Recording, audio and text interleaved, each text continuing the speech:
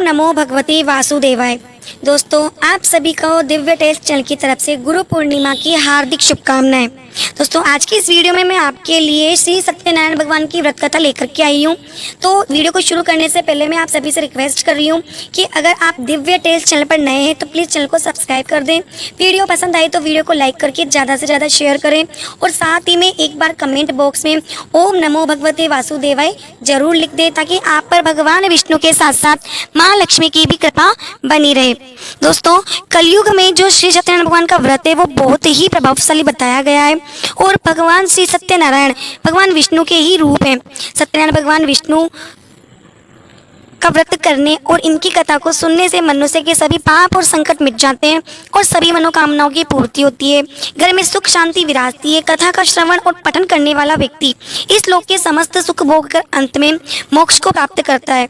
शास्त्रों और पुराणों में बताया गया है कि इस व्रत की और कथा की महिमा को भगवान सत्यनारायण ने स्वयं अपने मुख से देव ऋषि नारद को बताया है। पूर्णिमा के दिन इस कथा को सुनने का विशेष महत्व है। तो मैं हाथ जोड़कर आप सबसे निवेदन करती हूँ कि आप कितने भी व्यस्त हो, लेकिन आप इस कथा का श्रवण कर इस कथा का लाभ अवश्य उठाएं। अगर आपके पास समय नहीं है, आप एक जगह बैठ कर के कथा नहीं सुन सकते, तो आप अपने फ़ोन में इस कथा को चला दें। काम करते हुए भी इस कथा को आप सुन सकते हैं। इसमें कोई दोष या बुराई नहीं है कि आप काम करते हुए इस कथा को सुन रहे हैं, तब भी आपको उतना ही फल मिलेगा। देखो, कहते हैं कि कर्म से बड़ा कोई धर्म नहीं है और धर्म से बड़ा कोई भी कर्म नहीं है। इसलिए आप काम करते हुए भी कथा का श्रवण कर सकते हैं। जैसे अगर आप किचन में खाना बना रहे हैं तो खाना बनाते हुए भी आप इस कथा को सुन सकते हैं। यदि आप खाना बनाते हुए और इस कथा को सुनते हुए खाना बना रही हैं तो ये जो भक्ति का रस है वो भोजन में जाएगा और जो भी उस भोजन को करेगा उसके मन से सारी नकारात्मकता समाप्त हो जाएगी। आप श्री सत्यनारायण भगवान की पूजा अपने घर में अपने परिवार के साथ ब्राह्मण से भी करवा सकते हैं।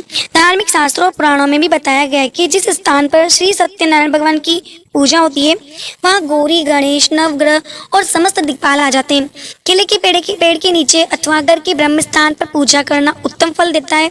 भोग में सत्तू, पंचामृत, केला और तुलसी दल विशेष रूप से आप शामिल करें। अगर घर में पैसों से जुड़ी कोई समस्या है तो ये कथा किसी संजीवनी से कम नहीं है।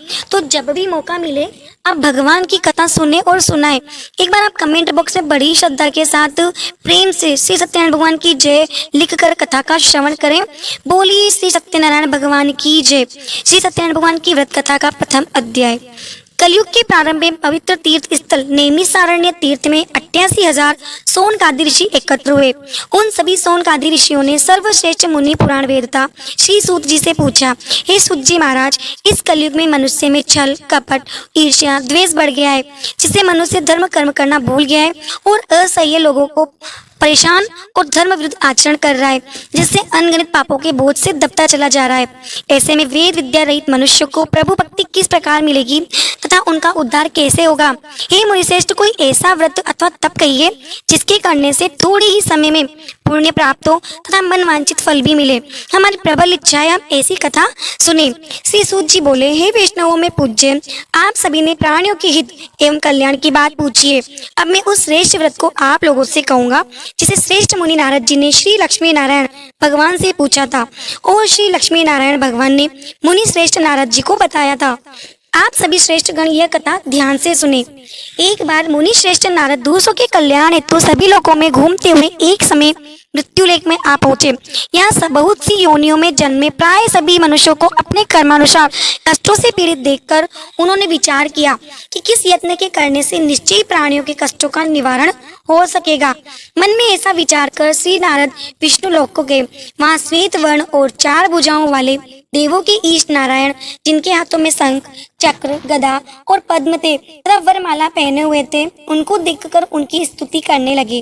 नारद जी ने कहा, हे भगवान, आप अत्यंत शक्तिमान हैं। मन तथा वाणी भी आपको नहीं पा सकती। आपका आदि मध्य अंत नहीं है। आप निर्गुण स्वरूप सृष्टि के कारक, भक्तों के कष्टों को नष्ट करने वाले हो। आपको मेरा सत सत नमन है।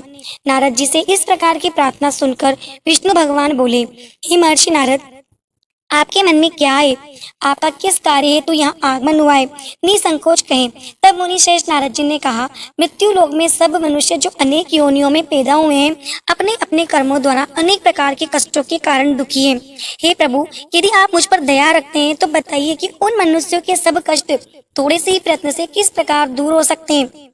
विष्णु भगवान ने कहा, हे नारद, मनुष्यों की भलाई के लिए तुमने ये बहुत उत्तम प्रश्न किया है।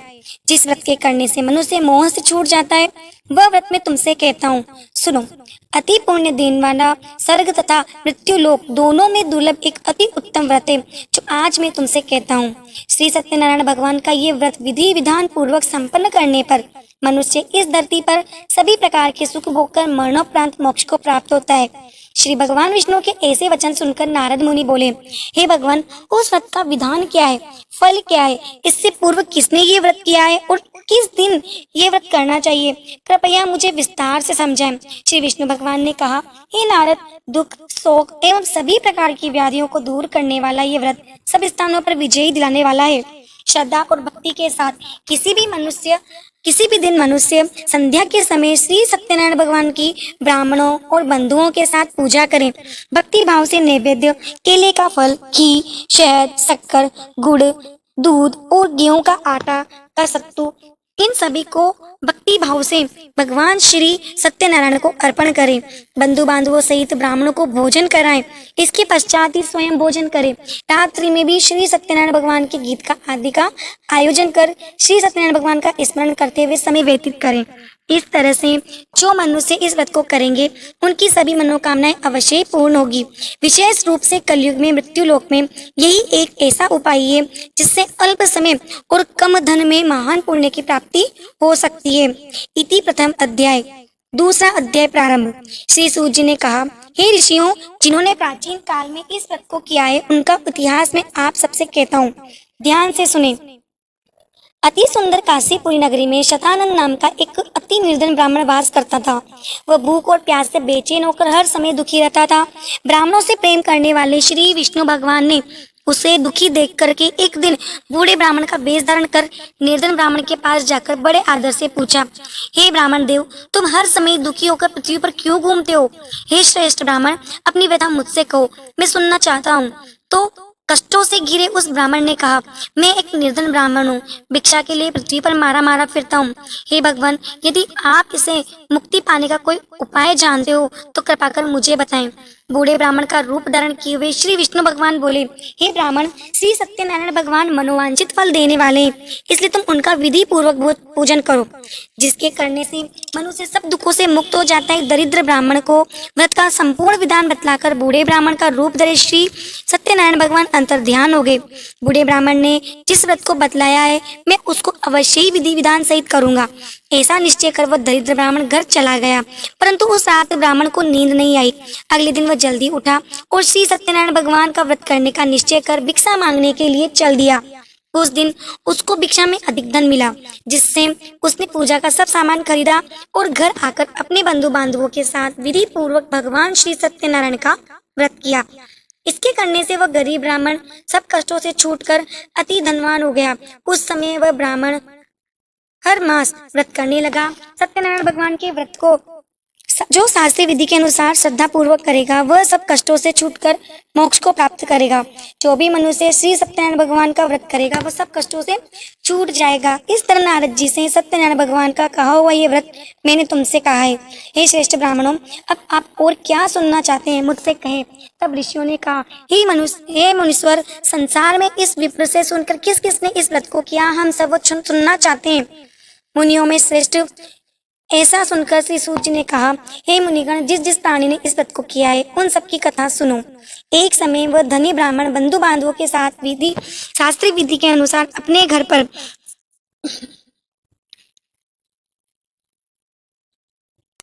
हे श्रेष्ठ ब्राह्मणों, अब आप और क्या सुनना चाहते हैं, मुझसे कहें। तब ऋषियों ने कहा, हे मुनीश्वर, संसार में इस विप्र से सुनकर किस किसने इस व्रत को किया, हम सब सुनना चाहते हैं। मुनियों से ऐसा सुनकर श्री सूत जी ने कहा, हे मुनिगण, जिस जिस प्राणी ने इस व्रत को किया है, उन सबकी कथा सुनो। एक समय वह धनी ब्राह्मण बंधु बांधवों के साथ शास्त्र विधि से अपने घर पर श्री सत्यनारायण भगवान का व्रत कर रहा था। उसी समय एक लकड़ी बेचने वाला बूढ़ा व्यक्ति वहां आया। उसे बहुत तेज प्यास लगने के कारण वह जल पीने की इच्छा से सिर पर रखा लकड़ियों का गट्ठर जमीन पर रखकर घर के आंगन में चला गया। प्यास से बेचैन लकड़हार ने उस ब्राह्मण को देखा। वह प्यास को भूल गया। उस लकड़हार ने ब्राह्मण का अभिनंदन किया और पूछा कि हे ब्राह्मण देव, आप ये किसका पूजन कर रहे हैं? इस व्रत को करने से क्या फल मिलता है? कृपा कर मुझे बताएं। तब उस ब्राह्मण ने कहा, सब इच्छाओं को पूर्ण करने वाला ये श्री सत्यनारायण भगवान का व्रत है। इनकी ही कृपा से मेरे यहाँ धन ऐश्वर्य का आगमन हुआ है। ब्राह्मण से इस व्रत के बारे में जानकर वह लकड़हारा अत्यंत प्रसन्न हुआ। भगवान का चरणामृत लेकर और भोजन करने के पश्चात वह अपने घर को चला गया। और फिर अगले दिन लकड़हारे ने अपने मन में संकल्प किया कि आज गांव में लकड़ी बेचने से जो धन मिलेगा उसी से भगवान सत्यनारायण का श्रेष्ठ व्रत करूंगा। मन में ऐसा विचार कर वह लकड़हारा लकड़ियों का गट्ठर अपने सिर पर रखकर जिस नगर में धनवान लोग रहते थे ऐसे सुंदर नगर में गया। उस दिन उसे उन लकड़ियों का दाम पहले दिनों से 4 गुना मिला। तब वह बूढ़ा लकड़हारा बहुत प्रसन्न होकर पक्के केले की फली, शक्कर, शहद, घी, दूध, दही और गेहूं का चूर्ण इत्यादि श्री सत्यनारायण भगवान के व्रत की सभी सामग्री लेकर अपने घर आया। फिर उसने अपने बंधु बांधवों को बुलाकर विधि विधान के साथ भगवान का पूजन एवं व्रत किया। उस व्रत के प्रभाव से वह बूढ़ा लकड़हारा धन धान्य से युक्त हुआ और संसार के समस्त सुख भोगकर बैकुंठ को चला गया। इति द्वितीय अध्याय। श्री सत्यनारायण व्रत कथा का तृतीय अध्याय प्रारंभ। बोलिए सत्यनारायण भगवान की जय। श्री सूत जी महाराज बोले, हे श्रेष्ठ मुनियों, अब मैं आगे की एक कथा कहता हूँ। प्राचीन काल में कनकपुर में उल्कामुख नाम का एक महान ज्ञानी राजा था। वह जितेंद्रिय और सत्य वक्ता था। वह प्रतिदिन मंदिरों में जाता तथा गरीबों को धन देकर उनके दुख दूर करता। जय। श्री सूत जी महाराज बोले, हे श्रेष्ठ मुनियों, अब मैं आगे की एक कथा कहता हूँ। प्राचीन काल में कनकपुर में उल्कामुख नाम का एक महान ज्ञानी राजा था। वह जितेंद्रिय और सत्य वक्ता था। वह प्रतिदिन मंदिरों में जाता तथा गरीबों को धन देकर उनके दुख दूर करता। प्राचीन काल में कनकपुर में उल्कामुख नाम का एक महान ज्ञानी राजा था। वह जितेंद्रिय और सत्य वक्ता था। वह प्रतिदिन मंदिरों में जाता तथा गरीबों को धन देकर उनके दुख दूर करता था। उसकी पत्नी कमल के समान सुंदर मुख वाली और सती साध्वी थी। एक दिन भद्रशिला नदी के तट पर वे दोनों विधि विधान सहित श्री सत्यनारायण भगवान का व्रत कर रहे थे। उस समय वहाँ साधु नामक एक वेश्य आया।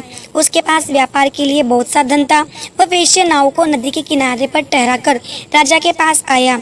राजा को व्रत करते हुए देखकर उसने विनम्रता पूर्वक पूछा, हे राजन, भक्ति भाव चित्त यह आप क्या कर रहे हैं? मेरी सुनने की इच्छा है, कृपया आप ये मुझे बताइए। महाराज उल्कामुख ने कहा, हे साधु वेश्य, मैं धन धान्य को बढ़ाने वाला, संतान सुख को देने वाला श्री सत्यनारायण भगवान का व्रत का पूजन कर रहा हूँ। अपने बंधु बांधवों के साथ अपने राज्य की प्रजा के सुख और शांति के लिए श्री सत्यनारायण भगवान का व्रत व पूजन कर रहा हूँ। राजा के वचन सुनकर साधु नामक वेश्या ने आदर से कहा, हे राजन, मुझे भी इसका संपूर्ण विधि विधान बताएं। मैं भी आपके कहे अनुसार इस व्रत को करूँगा। मेरी भी कोई संतान नहीं है। मुझे विश्वास है कि इस उत्तम व्रत को करने से अवश्य ही मुझे संतान होगी। राजा से व्रत के सब विधान सुनकर व्यापार से निवृत्त हो वह वेश्या सुखपूर्वक अपने घर आया। उसने अपनी पत्नी को संतान देने वाले उस व्रत के विषय में सुनाया और प्रण किया कि जब मेरे संतान होगी तब मैं इस व्रत को करूंगा। वेश्या ने ये वचन अपनी पत्नी लीलावती से भी कहे। एक दिन उसकी पत्नी लीलावती श्री सत्यनारायण भगवान की कृपा से गर्भवती हो गई। 10वें महीने में उसने एक अति सुंदर कन्या को जन्म दिया। दिनों दिन वह कन्या इस तरह बढ़ने लगी जैसे शुक्ल पक्ष का चंद्रमा बढ़ता है। कन्या का नाम उन्होंने कलावती रखा। तब लीलावती ने मीठे शब्दों में अपने पति को याद दिलाया कि आपने जो भगवान का व्रत करने का संकल्प किया था, अब आप उसे पूरा कीजिए। साधु वेश्य ने कहा, हे प्रिय, मैं कलावती के विवाह के समय इस व्रत को करूंगा। इस प्रकार अपनी पत्नी को आश्वासन दे वह व्यापार करने के लिए विदेश चला गया। लौटने पर साधु वेश्य ने जब नगर में सखियों के साथ अपनी वयस्क होती पुत्री को खेलते देखा तो उसे उसके विवाह की चिंता हुई। तब उसने एक दूत को बुलाकर कहा कि उसकी पुत्री के लिए कोई सुयोग्य वर देख करके लाए। दूत साधु नामक वेश्य की आज्ञा पाकर कंचन नगर पहुंचा और देखभाल कर वेश्य की कन्या के लिए एक सुयोग्य वणिक पुत्र ले आया। उस सुयोग्य वणिक पुत्र के साथ साधु नामक वेश्य ने अपने बंधु बांधवों सहित प्रसन्न चित्त होकर अपनी पुत्री का विवाह कर दिया। दुर्भाग्यवश वह विवाह के समय भी सत्यनारायण भगवान का व्रत करना भूल गया। इस पर श्री सत्यनारायण भगवान अत्यंत क्रोधित हो गए। उन्होंने वेश्य को श्राप दिया कि तुम्हें दारुण दुख प्राप्त होगा और फिर अपने कार्य में कुशल वह वेश्य अपने दामाद सहित नौकाओं में सामान भरकर व्यापार करने के लिए रत्नसारपुर नामक नगर में गया। रत्नसारपुर नगर में चंद्रकेतु नामक राजा राज्य करता था। दोनों ससुर जमाई चंद्रकेतु राजा के उस नगर में व्यापार करने लगे। एक दिन श्री सत्यनारायण भगवान की माया से प्रेरित एक चोर राजा चंद्रकेतु का धन चुराकर भाग रहा था। राजा के दूतों को अपने पीछे तेजी से आते देखकर चोर ने घबराकर राजा के धन को वहां चुपचाप रख दिया जहां वे दोनों ससुर जमाई ठहरे हुए थे और वो चोर भाग गया। जब दूतों ने उस वेश्या के पास राजा के धन को रखा देखा तो उन्होंने उन ससुर दामाद को ही चोर समझा। वे उन ससुर दामाद दोनों को बांध कर ले गए और राजा के समीप जाकर बोले, आपका धन चुराने वाले ये दो चोर हम पकड़ कर लाए हैं, देखकर आज्ञा दें। तब राजा ने बिना उस वेश्या की बात सुने उन्हें कारागार में डालने की आज्ञा दे दी। इस प्रकार राजा की आज्ञा से उनको कारावास में डाल दिया गया और उनका सारा धन भी छीन लिया गया। श्री सत्यनारायण भगवान के शाप के कारण उस वेश्या की पत्नी लीलावती और पुत्री कलावती भी घर पर बहुत दुखी हुई। उनका घर पर रखा सारा धन चोर चुरा करके ले गए। भूख और प्यास से व्याकुल हो अन्न की चिंता में कलावती एक ब्राह्मण के घर गई। उस ब्राह्मण के घर में श्री सत्यनारायण भगवान की कथा का आयोजन हो रहा था। उसने ब्राह्मण को श्री सत्यनारायण भगवान का व्रत करते देखा तो वह उस ब्राह्मण के घर वहीं बैठ गई और कथा सुनी तथा श्रद्धा पूर्वक प्रसाद ग्रहण कर रात को घर आई। माता ने कलावती से पूछा, तू अब तक कहाँ रही और तेरे मन में क्या है? मैं तेरे लिए बहुत चिंतित थी। माता के शब्द सुन कलावती बोली, हे माता, मैंने एक ब्राह्मण के घर श्री सत्यनारायण भगवान का व्रत होते देखा है और मेरी भी उस उत्तम व्रत को करने की इच्छा है। कलावती के वचन सुनकर लीलावती ने सत्यनारायण भगवान के पूजन की तैयारी की। उसने बंधु बांधवों सहित श्री सत्यनारायण भगवान का पूजन व व्रत किया और वर मांगा कि मेरे पति और दामाद शीघ्र ही घर लौट आए। साथ ही विनती की कि हे प्रभु, अगर हमसे कोई भूल हुई हो तो हम सबका अपराध क्षमा करें। श्री सत्यनारायण भगवान इस व्रत से प्रसन्न हो गए। उन्होंने राजा चंद्रकेतु को स्वप्न में दर्शन देकर के कहा कि राजन, जिन दोनों वेश्यों को तुमने बंदी बना रखा है वे निर्दोष हैं, उन्हें प्रातः ही छोड़ दो। उनका सब धन जो तुमने लिया है वो लौटा दो, अन्यथा मैं तुम्हारा राज्य, धन, पुत्र आदि सब कुछ नष्ट कर दूंगा। राजा से ऐसे वचन कहकर भगवान अंतर्ध्यान हो गए और फिर प्रातः काल राजा चंद्रकेतु ने दरबार में सबको अपना स्वप्न सुनाया और सैनिकों को आज्ञा दी कि दोनों वेश्यों को कैद से मुक्त कर दरबार में ले आए। दोनों ने आते ही राजा को प्रणाम किया।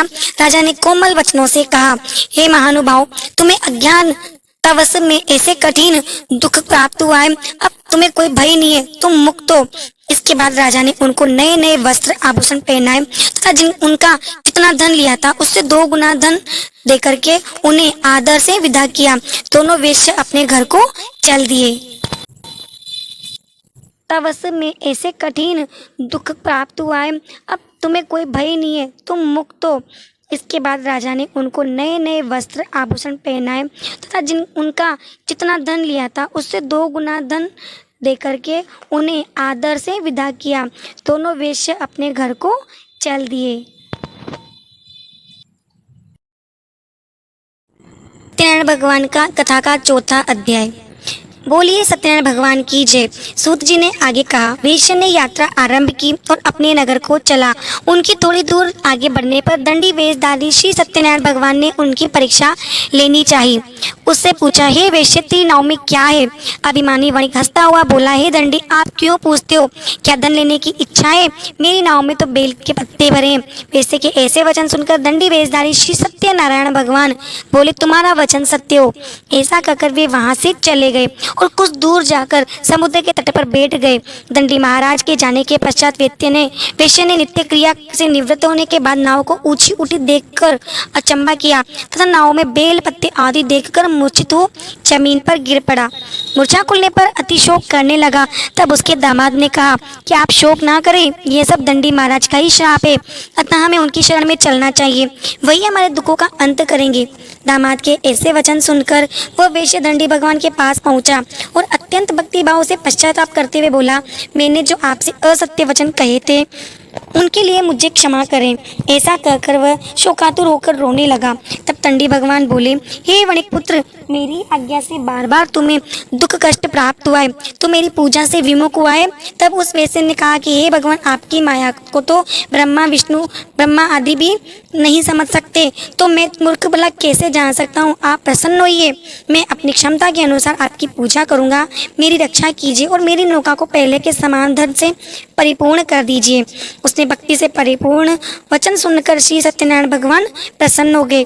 उसकी इच्छा के अनुसार वर देकर के अंतर्ध्यान हो गए। तब ससुर और दामाद दोनों ने नाव पर आकर देखा कि नाव धन से परिपूर्ण है।